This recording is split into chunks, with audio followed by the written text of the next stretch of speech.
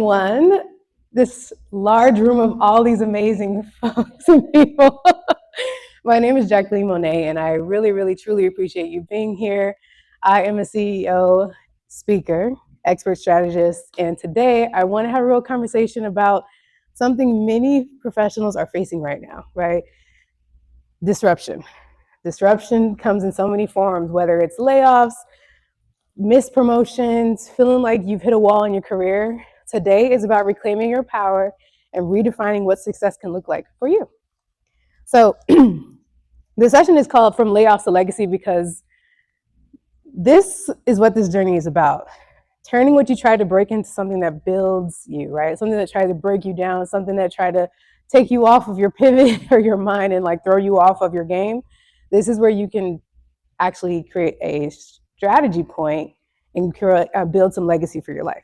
So, as I stated before, it's going to be very interactive. Got to keep you all awake and engaged with me, right? Because we have a good amount of time here today. And I don't know if we're going to fill the full 90 minutes, but we'll see. We'll see how it takes us and how quickly we'll go, because there's a lot of role play scenarios. You got to break out in groups, and we only got two groups. So y'all might be really quick in every exercise, okay? So expect some reflection, some participation, yes, and some clarity, right, before you leave here. So you're going to walk away with actual tools on next step that you can act on before you leave this room. I don't know how many times I've seen so many amazing speakers speak. They say great things. I'm fired up while I see them. And then I forget everything that we talked about, forget everything they said. I didn't apply anything in that moment. And so I don't want that to be your experience. If anyone's ever in a talk with me or have an experience with me, I want them to feel like I took action today, or I'm going to leave here right now and take action. I have to. I have no choice because it's in me. So that's what you're going to feel, hopefully, after you leave this experience today. So wait, let me tell you a little bit more about me. Who am I? Why am I qualified to give this talk? Why am I here in front of you today? So I care deeply about this topic, right? I've been in your shoes. If you are these people who are in a current pivot, I've had to pivot so many times in my life. I think once you hit a certain age or decades, I guess, in your life, we've all had to make some pivots, whether we like it or not. Sometimes it's by choice and sometimes it's not. So in my career, right, I've launched and spearheaded amazing departments from scratch, creative roles that didn't even exist before, because I was in those pivotal moments where I had to pivot and make a choice. Were they uncomfortable? Yeah, it was uncomfortable, like very uncomfortable. Was I passed over for numerous promotions and did it hurt? Yeah, I'm human, right? I think we've all kind of been there. And I faced layoffs too, right? I don't know if it's kind of hard to go unscathed and not have any of these experiences, am I right? So I didn't get here following a perfect plan today because I own my own business and I fully work for myself full time. I didn't just skip here and end up here with luck. No, I strategized. I learned how to pivot with intention, and that's how I got here today. So everything I'm teaching you is what I had to figure out for myself. And if you're in a season of uncertainty and transition, I just want you to know you're not alone. I've been where you are, and you're in the right place. So this is my passion and my purpose and why I feel like I'm on this earth, to help people. And we're wrapping it all up in a bow into this conversation today. So before we deep dive together, I have to pause and thank ATL, Airport Chamber of Commerce, for this amazing lunch and learn and for having me in this space to have this conversation with you today. Thank you so much. So I've lived this, and let me help you figure out how to make this matter in your life and know that a disruption can actually work for you in your favor. So you're probably thinking, what's in this for me, right? What should I expect today? So let's talk about what we can expect in our time together. So first off, why does this even matter? Why should I pay attention, right? We're living in a time where layoffs, hiring freezes, and workplace uncertainty are everywhere. When I log on to LinkedIn, raise your hands. How many people are saying, I got laid off, I'm searching for work, I've been looking for months, I haven't found anything, they're freezing me out, blah, blah, blah. It's crazy. Sometimes I have to get off LinkedIn because I'm like, this is depressing. Like I feel helpless, right? I'm like, I want to help all these people find career opportunities, and why has it taken? I know someone personally, I think it's taken her, she's on her 7th month and she still hasn't found a job, right? I want to just get real about this with you, and when you will leave here today, you'll have tangible strategy that you can use, not some fluffy idea, but actual legacy building framework that will be long lasting for you in your life, right? So we'll have a chance to practice real conversations that move careers forward whether that's with your boss, a potential client, or even yourself. So we're going to practice those kind of scenarios. And finally, you'll have the start of a custom action plan to apply these shifts today. There might be a moment where I might say, take out your phone and email or text somebody right now if you're feeling froggy. All right. So this isn't just another talk. It's a transformation in real time. And if you're ready, let me hear you say, ready. Woohoo! You can do better than that. Ready? Ready. Yes. Amazing. All right. So let's get more into the nitty-gritty about our experience today, shall we? It's going to be a 5-part actionable walkthrough. You're going to hear me here say the word action a lot because I like to give interactive, activating talks. And so we'll start with the layoff low. It is what it sounds like, right? We're going to start with the sad parts, the not so fun parts, and getting real about the emotional and professional toll of career disruption and what that can feel like. But we're not going to dwell on it, right? We're going to honor it and learn from it. And because we acknowledge it, we can transform how we start and how we pivot from there after we learn from it. Number 2, setbacks to setups. So after we learn about the low, we'll look at the rejection and redirection and actually position you for the breakthrough you didn't even see coming. It's going to hit you like a train. So you hear how I close doors and build moves, and then how you can too. Then the third section is 2 paths after disruption. There's 2 paths you can take, right? You might want to pause and say, what's next for me? Maybe it's a bold career pivot, or maybe it's stepping into entrepreneurship, like I did, right? Either way, you'll start to evaluate what best path aligns for you and your values, your energy, your capacity, and what your goals are currently. 4, we're going to take the 4-step framework where we'll take strategy and go through 4 core moves that you can apply to create to your pivot, right? So you can tailor this to each unique person, your unique story, and your own situation. So we'll dive into that. And also, the good thing about these sections, I know I only talked about 4, a lot of them are in the pamphlet, so you can follow along with me. So if you need like a cheat sheet on the 4-step framework, it's there. I'm going to also ask you to fill out some sections as we go along that will flow with the conversation. So that's why I gave you a pen. And I don't know if you guys want to do it too. You're welcome to. But number 5 will be action planning. So that's what the pamphlet is for. So you can do some action planning now and take it home with you. And you'll walk away with your own personal pivot plan because, cool, insight is great and all, but the execution is what changed your life, right? I think that's what the change was for me in my life last year. I felt like a sponge. I was like a student learning everything, watching all the YouTube videos, taking courses, taking classes, educating myself, learning about building a business and actually how to be a professional speaker and all of that. Because, yeah, speakers can speak, but do you actually have it honed in and crafted as a business? That's another story. So learning all this stuff and talking about it is awesome, but if you don't execute or take action, what are we doing? Right. So let's break the ice a little bit real quick. I'm going to call out a few scenarios, and if you've experienced it, I want you to raise your hand, or, well, I would say stand, but you guys are eating.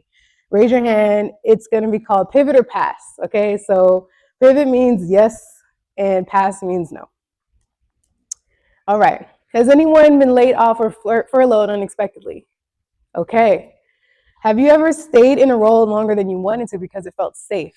Ooh, double whammy. Have you watched someone else get promoted when you knew you deserved it? Yeah, girl, put it up. Oh, ooh, that's me. Huh? Too many times, okay? Too many. Like, what's up? Can we? Okay, that's another conversation. I'm like, what's up with that?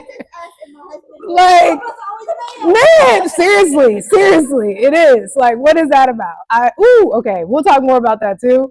And lastly, you want to pivot careers or start a business, but you didn't know where to start. Any show of hands? Okay, thank you for participating, breaking the ice.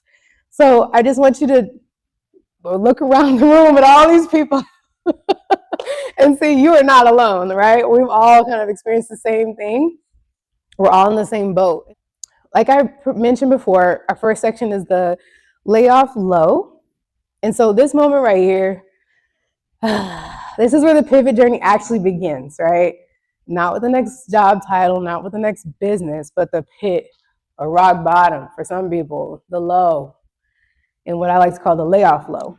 And let's be honest, it is so uncomfortable, so uncomfortable. Like I said earlier, it never comes at a convenient time. Kind of like when your car breaks down. Same thing, never at a convenient time. And so you start asking your question, you start asking yourself these questions like, what now, right? what just happened? First of all, you're like, wait a minute. I remember my boss at the time gave me a list of things I needed to complete, all the things that were literally on the trajectory for the next role, for the promotion, the career path. I did that and some, exceeded it, gave initiative, and then he sat me down and said, we're hiring someone else and we need you to train them. So I'm sitting there like, what did this just happen, mommy? You know, like, are you serious? Like, I think I couldn't even speak because I said, are you serious? And also, you like collect yourself so you just don't slap this person, right? Because you're still at work and they're your boss and you still have this job. And so you're thinking, like, did this just happen? And you think, okay, well, how do I explain this to my partner or my team or people that were relying on me to have this promotion, right? And what if I don't bounce back? That's the fear. That's the imposter syndrome showing up. That's all that. And that's when fear creeping in, ooh, man, you can get stuck, right? That's when it gets you stuck. And so uncertainty sets up shop. Confusion becomes your new coworker. And imposter syndrome's like, hey, you looking for a new roommate? I'm going to just stay here with you. We're going to doubt everything. No, we need to get them out of here. And so next up comes the emotional roller coaster part of that, right? You're stunned. You're thinking, did this just happen? And then you start doubting your own skills. Then you regret what you could have done differently. You're questioning everything that maybe if I did this, maybe if I did that. And sometimes shame. Maybe you accidentally were telling someone, oh, I'm going to get this promotion today, y'all, watch. And then you got to go home and be like, yeah, so I didn't get it. I gave it to someone else, you know? And immediately people are always thinking, well, what did you do wrong? Or were you not equipped? Were you not skilled enough? Like those are, unfortunately, the default things that people think and ask, so you feel some shame. Here's the truth that people really don't tell you, though. The low point, it's not the end of the story. It's the turning point. If you really think about it, you probably wouldn't have made a pivot or made a change if that didn't happen. It gave you no choice. Well, however, there are some people, and I've been that person, especially if you're like new and young in your career, you might sit in it, not take action at all, not do anything and say, okay, I'll just try again next time and just take it on the chin. I think we've all been there too, because you have to gain some kind of level of confidence to like fight that, to fight the promotion passover or to fight the layover, right? Sometimes you just say, oh man, I just didn't get it and that's just what it is. But no, we're not doing that in this room, okay? We're not taking no for an answer. So if you end up letting it be your turning point, it can be your turning point, right? But you're not broken, you're just being rerouted. That's what I like to say. And if you let this, and if you let it, this disruption can give you the exact clarity you didn't know you needed. So I want you to take a moment to think back on your own layoff low or your pivot low or your promotion pass low, right? It could have been a rejection, a closed door, or a major shift you didn't ask for. This is in your pamphlet, actually. So I first want you to use your brochure to write down this question. Take a moment. And I'll say a couple of things that might help you spark your ideas too. What emotion might have hit you hardest in that moment too? Like, what fear is it? If it hasn't happened yet, what are you fearful of? Are you confused? Are you doubting yourself? Are you regretting anything? Going back to that moment can sometimes be hard. Think back, but then think about where you are now because of that moment, right? We all have those moments in our life. This map pretty much shows your mental shift, right? So the shift that we have from fear to focus, and then all the way to thinking strategically. So at the top of your brochure, you'll also see a reference to this as well. So I wanted to make sure you have it in front of you. It's talking about the layoff fear, the identity, the things that hit you, right? Your identity, your finances, your confidence, all in those moments saying like, why was I laid off? Or why was I passed over? Is it me? Was it me? What's going on? But those setbacks, they actually refine you. They force you to learn. They force you to reset, and they force you to evolve. Because guess what? You have no choice. And so a lot of times it's really just dependent on what you're going to do. But first things first, fear is natural. You're not weak. You're just human. We all have it in us, and fear reminds you that you're alive. So it's okay to start there. But here's the kicker of it all. You are in control. Or like I like to say, you're in the driver's seat. A lot of times we think, why is this happening to me? Why did they do this to me? How do I fix this? Or what are they going to do next? No, like just let's stop and pause and think about the moments that you can actually control, right? You didn't choose the disruption. You didn't choose to get laid off. You didn't choose to pass over, right? But you choose what happens next. It's kind of like having control of how you react when someone says something to you or does something to you. Like, how am I going to choose to react to the situation? So how will you choose to make your next steps your turning point when you're in this moment?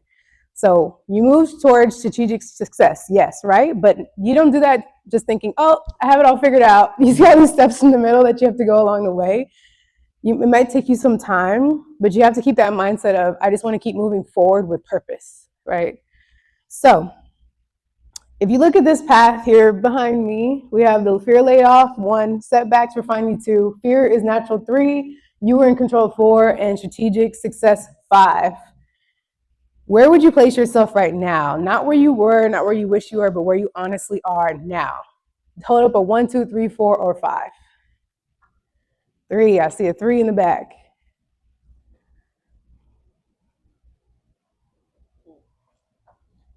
4, you are in control. I know that's right. And my 3 is about to turn to a 4. Another 4, another 4. Okay. All right, chef husband, where we at? What number are you at? 4. All right. We all gonna end up in this room with a 4 and a 5. I know that's right. Thank you so much for sharing. I appreciate that. So when you're in your breaking point, it's also important to call upon the people who you can trust in your life to help you reach your turning point. Because at the end of the day, we can't do it all on our own. So you are not actually meant to navigate your career disruption in isolation. I know that's usually the first thing we want to do. If you have some shame, if you're worried, if you're fearful, you might want to cower into yourself and think, or you're just freaking out, right? You're panicking. How am I going to figure this out all on my own? Me. Like, no. You actually want to lean on people in your life that you can truly trust that's going to be honest. We don't want just the yes woman, the yes man, the yes sirs. They're just going to tell you anything you want to hear. Like, no. You need somebody that's going to really sit you down and tell you constructive things about yourself, not tear you down. We don't need those people. Let me be clear on that. But at the end of the day, I just want you to know, don't do this alone. I know that's always our first instinct, especially depending on your mental health in the situation. You might think, I got to do this all on my own. But when the dust actually settles after your layoff and the major pivot, it's not your resume that needs updating. Yes, that's part of it. But your support system that needs strengthening. You need the village to come around you. So I want you to look at your brochure. On the inside panel, there's actually a section that says who's in your village. Who can you lean on to ask them, what are my strengths that you feel are being underutilized that should be highlighted, right? Your village is very important in that, right? Because they can help you think strategically about yourself and what you can bring to the table that you can't see. And they can also give you tips on how to transition and evolve from your turning point. So, it's hard though. Sometimes when we're in survival mode, we just can't see it, but mentors, peers, trusted colleagues, they can see greatness when you're doubting yourself. So list them down, text one of them. You're feeling froggy right now and you need some advice and say, hey, I'm in a pivot right now. I love your honest perspective on what strengths of mine you think are being underutilized. You can send an email, you can send a text, and take action right now when you leave here before the week is over. That can be a big goal for you to reach out to someone and say, hey, I need some help here. Give me some advice. But make sure it's the right person. You don't want to reach out to the person that's going to tear you down or just tell you what you want to hear. Like, no, be thoughtful and strategic about who the person you're reaching out to. It can be your mom, but sometimes it can't be. Our mom was around and we can call them up, but no, I had to go outside. I did talk to my mom, I'm not gonna lie, I did, but I had to go outside of my inner circle to people that I worked with every day or led me so they can give me advice. I actually just reached out to, I was in New York, and so I wanted to seize the opportunity and reach out to my network and say, I'm coming to New York, do you have any opportunities? And one of my mentors responded, and she said, come to my house, I'll have a barbecue, we'll talk strategy and shoot some content. And I said, whoa, it was a whole thing wrapped in one for free 99 that she charges people for this stuff, right? And it completely fired me up and changed the trajectory of my business. And this happened 2 weeks ago, right? And it was incredible. And she posted me on, she has a huge platform, and it blew up my LinkedIn and all kinds of things. And she just helped me. She combed through my LinkedIn. She combed through my website. She combed through the things that I'm doing and said, you should do this, you should change this. Oh, this is awesome, keep doing this, advance this, or boost this up, right? And it's so important to have people in your life that are where you want to be or in the future, or they can just see other sides of you that can give you that kind of advice. You have to make sure your village is tight enough to where you have people around you in your life that can do that. If you don't, you might need to reevaluate who's in your village or your tribe. So let's put this into practice. Role play. I think we're falling asleep. So everybody grab a partner, and there might be hard to decide who your partner is going to be because there's so many people here.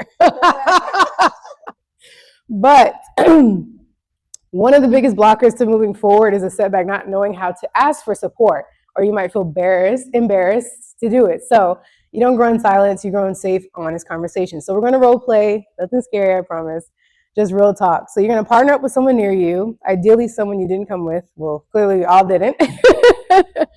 And you will, so you three go together. Right, oh yeah, you two, that works. So you'll go first, one of you go first and briefly share a recent setback or challenge. It could be a layoff, mispromotion, or even the general feeling of being stuck in life. Listen, and then the other person will play the role of your mentor for practice. And your job as a mentor is to listen with care, offer an empowering piece of advice, or a question that helps them reflect deeper based on what they said. And then you'll switch roles and everybody will get a turn, all right? So again, it's not about fixing someone's life in 2 minutes. We can't do that. Let's be realistic. But it's about building that muscle and feeling comfortable about asking for help out loud and realizing that support can come from unexpected places. All right? So go. You have, well, it said 10 minutes, but I don't know if we need that. 5 minutes. Go.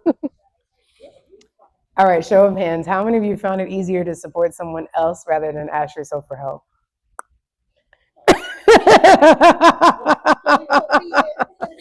That's okay. That's real. I kind of sometimes end up in that umbrella too. I'm a Sagittarius, so I like to just be honest and give you feedback and just give it. Sometimes it's not so easy for me to take. I'm growing on that. It's a lot easier for me now at this age, late 30s, to take advice. But when I was younger, I would get defensive. I would say, what? Like thinking they're questioning me or they're trying to tear me down or what do you mean? What's wrong with me? You know? So a lot of times it can be easier to give advice, but it's hard to take it or ask. Asking can be hard. You're really kind of putting yourself in an honest, vulnerable, humble state when you're asking someone, tell me something about me that I need to improve on. It's not so easy. So, but this exercise should remind you that sometimes clarity or encouragement we're searching for is already in the room. You just have to be willing to ask and receive it, right? Closed mouths don't get fed. So it's not just a story, it's a pattern that I kept seeing, right? I talked about earlier, I kept getting passed over for promotions. And a lot of times, especially in the tech space, it's a boys' club. So I have been the only female on teams for a majority of my decade through the industry, and Black female at that. I remember the company I worked for in New York, I was the first Black female they ever hired, which is like wild, right? But that came to my advantage, especially during 2020. At that time, the startup was smaller. So CEO was having lunch with us every day. I had a very close relationship with him. I actually just had a Zoom with him a few days ago, or a week ago, just tech-based. But he was one of those that when all the riots and all that stuff was going on and you're protesting, he said, if you get arrested, I will bail you out, right? He's one of those, right? So it was awesome. And so I kept getting passed over for promotions, but then I knew I had to pivot in a different way. So there was 2 things that I was trying to do at that company. One, I was trying to change the gap of lack of Black representation in leadership and also create a safe space for the Black employees that we did have at that company. It had never happened before. We had a secret Black chat in Slack and we had a community in that way, but I wanted to formalize it with a lot of my other like-minded individuals that were in leadership and were Black like me. Some of them left, but I kept carrying the torch. I fostered my relationship that I had with the CEO. I also made sure I made nice with the HR woman. I showed up to certain events that just to show face so they knew who I was, right? But at the same time, I wasn't selling myself out. I wasn't doing anything that was against my values or beliefs. All I did was show my face, introduce myself, and make myself known in a professional and nice way. Honestly, I just kind of live my life where every time I hear a no, I just think maybe there's another way, or maybe there's another direction we can take here, or a lot of times we think someone's gonna say no, but they haven't said no yet. You just have to ask, and the worst thing they can say is no. So I'm one of those people, like, I get a ticket from a cop, I'm fighting the ticket, and I win, you know? Or, you know, I try to return something, I'm gonna get a return and get my money back. All you have to do is ask. A lot of times people just don't want to be bothered. But The same thing can be applied at work as well. For the promotion, for the pay raise, for the lateral move, for the new department you want to create, all you gotta do is ask, but you have to do it in a strategic way. So let's get into that. So pitching, I talked about pitching, right? And sometimes people, has anyone ever pitched a new role or a new space or new something for yourself to anybody? Okay, it's a lot of work, right? It's a lot of work, and it's okay if you've never done it before, and you might not have to, depending on where you are in your trajectory.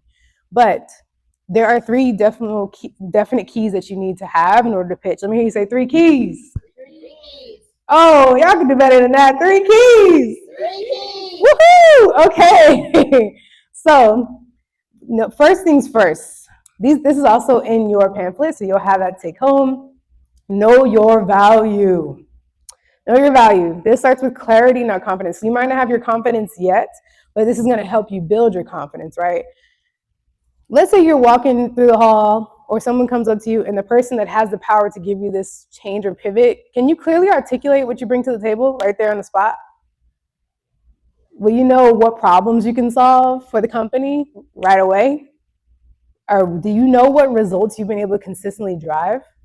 Maybe not on the spot, but that's okay. That's what preparation is for, right? So I would never say just out of the blue, go pitch yourself. No, like you need to have yourself prepared.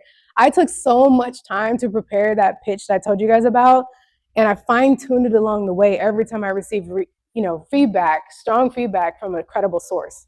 So if someone said, why should I choose you for this role, this raise, or this opportunity? Would you be able to say it right on the spot? Would you stutter? Would you? Sometimes we might. Even if we are ready, it's still scary. It's still nerve-wracking, right? But you want to get to the point where you're so confident that you can rattle it off in 30 seconds if you need to, 60 seconds if that's all the time they had. You need to be able to get to that point. Second, you have to build the business case. So don't just assume, oh, I've been here for 5 years. They know what I bring to the table. No. You have to document the proof. So use data, feedback examples, whatever makes your impact tangible. Especially if you're pitching to executives, they want to see the numbers. They want to see the change you've evoked at the company. Hard facts, right? Show your contributions align with the business outcomes, the team growth, the strategic goals of the overall company. And people make decisions based on evidence, not assumptions, right? So, for example, I've done this 3 times now. Every time that I've done it, of course, now I have more experience, so I know what to do. But I come through my calendar, I come through my email inbox, I come through anything that shows a project I completed or how many things I completed, any awards that I got, any shout outs, anything that would show how I tracked, any way that I can write down and track the completions that I've created at the company, write them down. Even if it's just raw form, even if you're just thinking, if you do a 10-minute brainstorm, right, and just write everything out free form, you can start there. But they'll want to know, what have you done? Because they might not remember. You can say, remember back in 1997 when I got this award, or remember when I first came and I got this award right away my first quarter, or I completed these projects in Q1 through 4. Like, make sure you have tangible evidence of what you've completed. They want to see that. And the third thing is make the ask. We were talking about earlier, this can be the hardest part, the scariest part. You might have all this written down, ready to go, and then it just sits there for years or months. And you're like, yeah, maybe one day I'll ask. We get too afraid, but no. This is the piece that separates higher potential professionals from high impact leaders, right? So when the time comes to ask for what you deserve, clarity is key. Be direct, be strategic, be ready to back it up, because they might ask questions. They are, right? To validate, why should I give you this opportunity? And if you've done the work and built the case, don't minimize it in that moment. It matters so much more. And sometimes you might have to say, you might not be able to make a decision now, but tell me what else I can provide to you to give you the information you need to make that decision, okay? Also, quick tip, leaders respect you more if you ask to put designated time in their calendar, right? To have their undivided attention, rather than blurting it out at a meeting or finding them in the hallway and giving them a random pitch out of nowhere. No. That's not gonna work. It might randomly work, but I would say 9 times out of 10, it won't. They really respect you to say, hey, Natasha, can I put some time in your calendar, please? Because I really want to talk to you about my career path and some strategic moves that I want to make for my trajectory moving forward. I would like your undivided attention. What time is the best time to meet with you? They would love something like that, right? Because they're clear on what you want to talk about. They know you it's serious. They'll take you serious and they'll make that time for you to make it happen. So this is also in your brochure, like I said, to fill out if you want to pitch a new idea. But I do want to ask, so if you could pitch a new role or a business idea, what would it be? Write it down in your brochure. What would it be? I know we've thought about it. It's crossed our mind. Is there a promotion you're gunning for? Is it, even if it's a lateral move, that's cool. If you need to pitch your salary, that's another thing. When pitching salary, that's a different kind of pitch because you need to come with your market research. This is what I've seen in the industry, what's going on with my role and what other people are making. Here's what new people being hired are making compared to my tenure of how I've been here. Here's also what I bring to the table and how I can improve and impact the business. And here's why I deserve this raise of this amount in this range. That's a different conversation. So when you're giving feedback, also remember, be honest, be respectful. I know y'all will be. Y'all not gonna be crazy up in here. And then just show how we refine our voice and build confidence in the room before we walk into a real experience. All right? Get started. Good luck with your pitch. Welcome back, everyone. All right. I want everyone to just take a deep breath. Can we just take a deep breath? Okay. How did that feel? Pitching, practicing. Does that feel good? Cool. I know it can feel uncomfortable at first. Yeah, it can feel uncomfortable, but that's just how you get confident and get comfortable in that space. Trust me, the first time I ever pitched a role, I was stumbling, I was all over the place, and luckily I had some good leaders that were like, let me help you, baby. Let me help you find to this, right? When I was young and just new in my career in my 20s, like trying to figure out my way. I knew I had a voice, I knew I had something to say. I just wasn't as strategic back then. But you have to have people in your life to show you that. So feedback is crucial in these moments because maybe you didn't pitch it right the first time, but you can fine tune it and get there, right? So practice makes perfect. It makes it easier to walk into the next opportunity with clarity and confidence. So, all right. So after we get into our pitch, we might want to start thinking about our path, right? You might prepare your pitch, but your pitch can come in different shapes, sizes, and ways depending on which way you go. So if you want to do a career pivot, that's different, or an entrepreneurial pivot, that's different too. Your pitches are going to be various ways, but your preparation is very similar. So when you face a disruption, right, whether it's a layoff or promotion or just feeling stuck, there is a decision you have to make. Like you said, I heard you talking about it earlier. Some people end up in entrepreneurship because they have no choice. They can't find a job. They can't get any closure. They have to figure things out. So we talked about two paths after pivoting, right? After your lull. So path one, if you choose a career pivot, that means you could be going for a new promotion, a shift in your new role, or expanding your skill set in a new department. So sometimes it's about leveling up in the structure you're already in. If you want to stay in the career 9-to-5 space, that's fine. Or you can build, right? You can choose the entrepreneurial lane, create new income streams, consulting, launch the idea that you've been sitting on for so long, and finally get it out the gate. And that means carving out your own path and creating your own lane, right? But let me be clear, neither one is better than the other. I would never preach that ever to any audience because whatever works for you works for you. I might be in my entrepreneurial space in life right now, but who knows where I'll be in 5. I mean, I hope I'm out here just, having a lovely, luxurious life in entrepreneurial space. Thank you. But you just never know what might happen. So you just really have to choose a path that aligns more with your goals, the season you're in your life, and your capacity. I just got to stress that because if you're going to choose entrepreneurship, you got to be ready for that life because it's a lot of work, okay? And you might not have the capacity, and that's just what it is, and that's okay. You don't have to feel bad about it. So let's explore them really quickly. So first, I kind of alluded to it earlier. So if you choose the career pivot, you might have to just, stay in the company or in the industry you're in, but growing there can be a power move if you do it with intention. So, excuse me. I've also had to done some lateral moves strategically because I knew a lateral move into another space would lead me to a higher trajectory, which can be a longer end game, but sometimes you got to pivot and move depending on the structure of your company.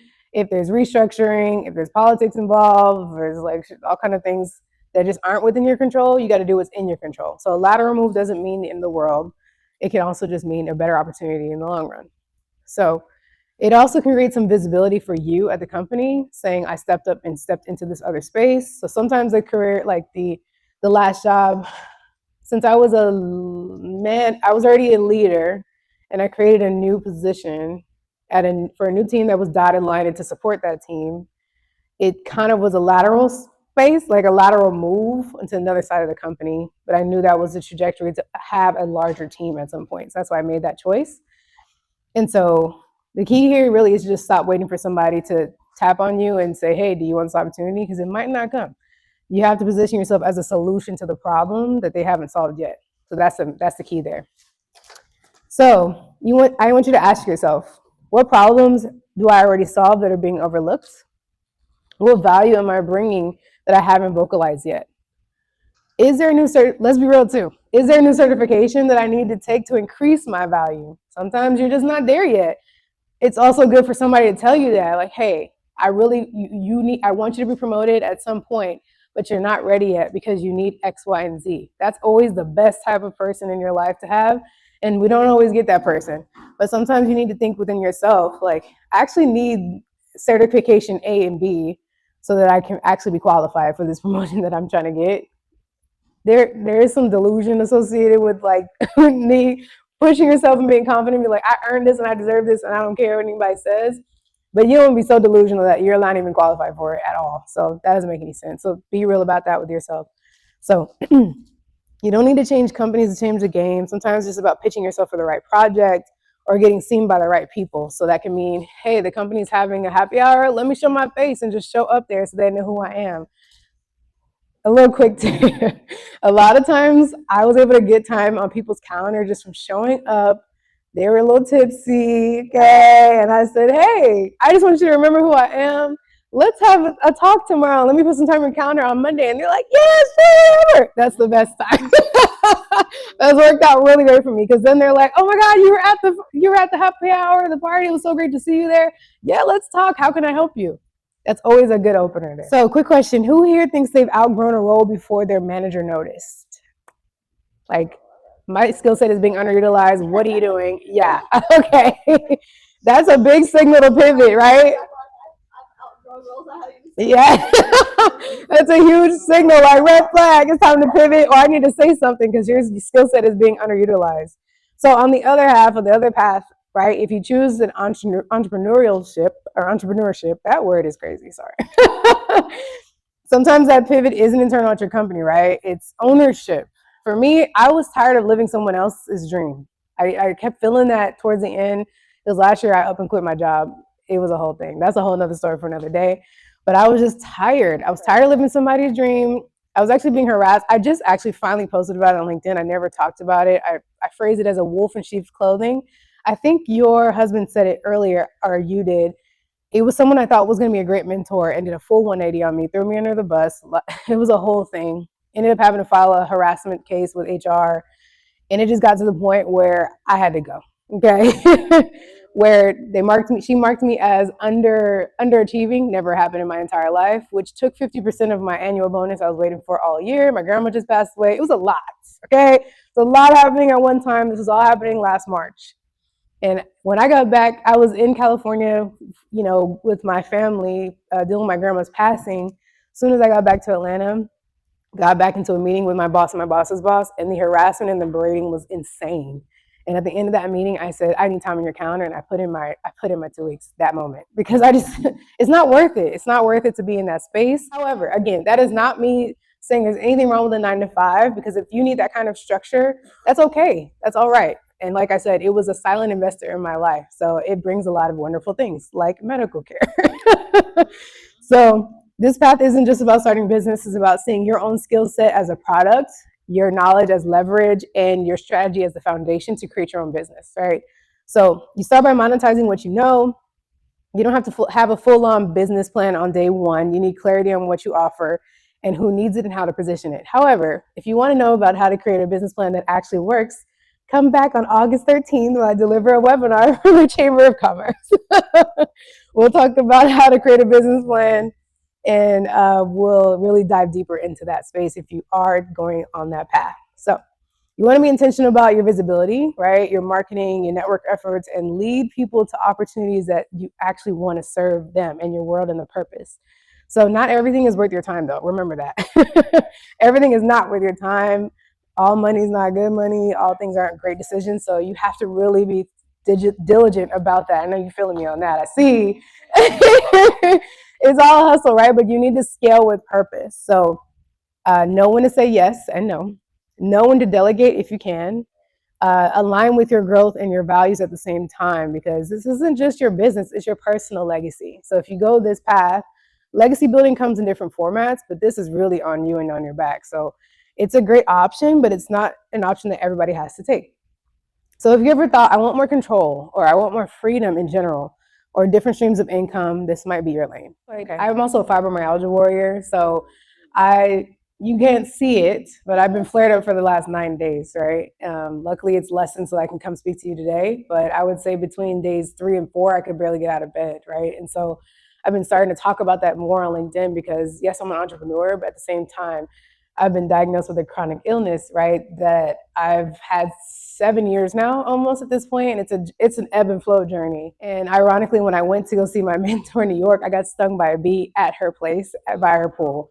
And so I think the effects of the bee sting are affecting my fibromyalgia health. And so you could never see that, and you would never know if I never told you. But I think I'm at the point now where I'm like, listen, I'm an entrepreneur, but this is also my life, and I'm human. So we have to accept all versions of that, you know. It is in your brochure also that you can take home, and it's more about we've gone through the lull, we've talked to our village, we're thinking about pitching, we're learning how to show our value and present ourselves and gain confidence. But now let's talk about how to actually build your legacy that we've got out of that pivotal point and into a transition point, right? So let's focus a little bit here. And it's either whether you're starting something new or even if it's in your current career, it's okay. Like, legacy just doesn't happen though, right? It's built over time and it's built intentionally, which I didn't even say too. The name of my business is JM Legacy Group. So I'm all about building legacy myself and helping other folks build their legacy as well. So in this framework, we start with the mindset mastery, okay? Because if your mindset is not solid, we just talked about this. If your mindset is off, you're out of here, like screws loose, then the strategy just doesn't matter, right? You have to lead yourself before you lead your next move. Oh, I'm gonna say that again. You have to lead yourself before you lead your next move. So this means managing self-doubt, reframing your fear, and choosing resilience every single time setbacks show up, because they are always going to show up, probably monthly, okay? So it's going to be a setback like, hey girl, let me try to bring you back 3 steps here. And so then we move into strategic positioning, right? This is where you evaluate your unique strengths and how they align with what's in demand. So that could rather be in your office, in your company, what's in demand in that space, or even in the world and what you can provide impact and how you can do that as an entrepreneur. So it's not just about being talented too. I just need to say that. It's about being placed in the right space. So all of that is strategic. And so you need to be seen where your value is understood, not just where you've always been. Because somewhere where you've always been, they might not see your value. So you have to be strategic about that. Next is action mapping. So you need a game plan. That's what I do with my business. A lot of people don't have a roadmap or they don't know what's in front of them. And so I strategically help people figure out that roadmap, because I wish there was someone there to help me in those moments where I'm like, what do I do now? I have no idea how to get from A to Z. And so that's what I help people do. And so you break your goals down into steps, right? Baby steps. You chart out your actual moves and navigate around the challenges, not just hoping and praying for the best. Prayer is great though. Add some prayer in there, sprinkle some prayer in there too. But your clarity feels confident, so you'll know what to do next, and momentum will follow. So if you just keep taking the steps forward, the momentum is going to follow. You never know who's going to meet you along the way. You might be able to skip steps because you met somebody. Honestly, the Chamber of Commerce has been that for me, because when I tell you I went to that event, which unfortunately you weren't there because I know what your situation was, I made so many connections in the first hour. It was insane. So I've landed some universities and some other gigs just because of who was in that space. So the momentum carried me there, and it's carried me past that experience. So also, I just like to tell people, celebrate your small wins along the way. My boyfriend, he's one of those like Kobe Bryant mentality, the job's not finished, right? And so he doesn't like to stop and celebrate because he's like, this is one moment, but I need to get to the other side. I agree with that idea. However, it's okay to stop and say, wow, I just achieved this right now, and it's going to keep getting me further to the next stage. And so I think that's why you have people in your lives, like I'm that person in his life, to make him be present in the moment and really realize what he's achieved. So both things are great, but celebrating small wins are also wonderful before you hit the big win. Legacy also means leaving your fingerprint on something that matters, people, purpose, and progress. So if you're trying to keep up, don't stress. All this is in your pamphlet, in your brochure. Like I said, there's a cheat sheet on the 4-step of building your legacy into your superpower, right? Which is my version of driver's seat for kids. And I was saying, what can you do when you get home from school? Like today, what action can you take now? And I think a lot of times we think so far ahead on what the bigger picture is that we forget there's something I can actually do today. And it can be a really small step. Like yesterday, my friend said, I finally was able to set up my business account with the Navy Federal. And I felt so happy. Like I finally accomplished that moment. And I'm like, yeah, I know it takes work to get your EIN and all that stuff to get to the bank account. And so I was just celebrating her for that moment because I knew that was a big step forward for her for building her business. So celebrate those small wins and really think about what you can take action on today. And then also the 30, 60, 90. Everybody heard of 30, 60, 90 in this room? That's always a good plan as well. Yes, it's great to do things before you leave. It's great to do things before the month is over or 30 days. But the 30, 60, 90 is really about reflection. And I think people forget about that because once you get to day 90, you can look back and say, wow, look at what I accomplished in 30, 60, and then now I'm at 90, right? And you can celebrate the wins along the way. And you can also say, here's what I didn't get done, or here's what I could have done better, so that when you get past to the next quarter, you can make some adjustments. So 30, 60, 90 is always also great. All right, so the moment's here, right?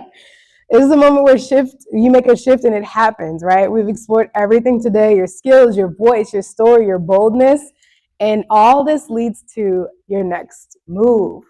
So remember, you don't need permission. You don't need to ask for nobody's permission, okay?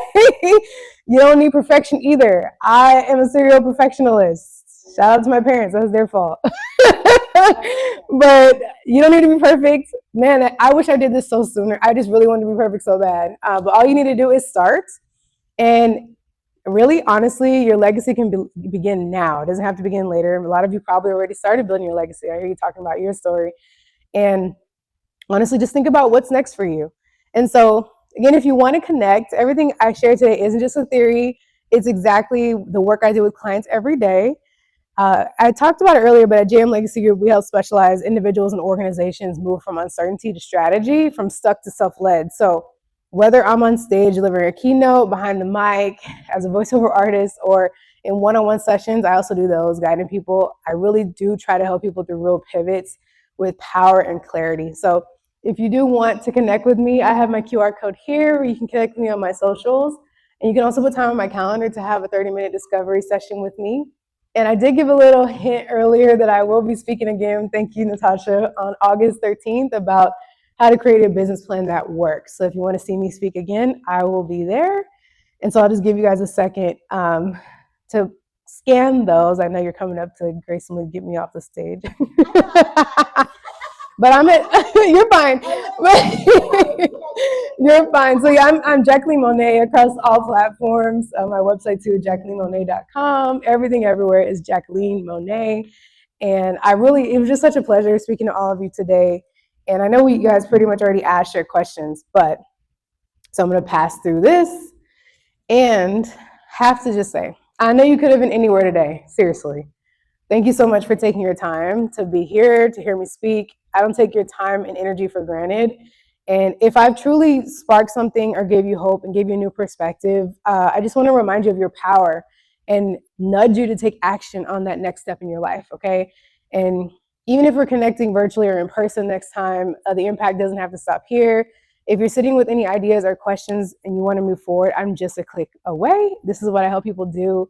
It's my passion, my purpose. So if your next chapter is calling and you don't want to figure it all out on your own, let's talk. I can help you, support you in your pivot. But thanks again for sharing this space with me. Stay bold, stay curious. I'm Jacqlene Monét, and stay in the driver's seat of your life. Thank you.